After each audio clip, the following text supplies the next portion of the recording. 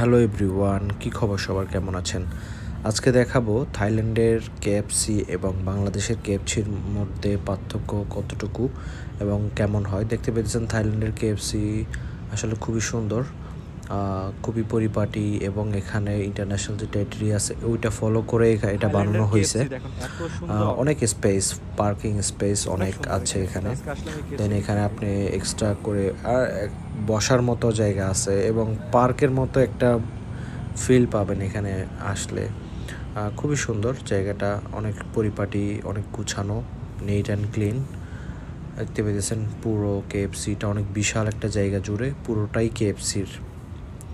চলেন ভিতরে যাই, কিছু অর্ডার করি। থাইল্যান্ড কেএফসির ভিতর পার্টটা আমাদের কিছুটা বাংলাদেশের মতো সেমই।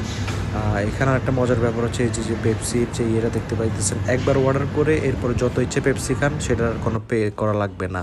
এটা হচ্ছে সবচেয়ে মজার দিক।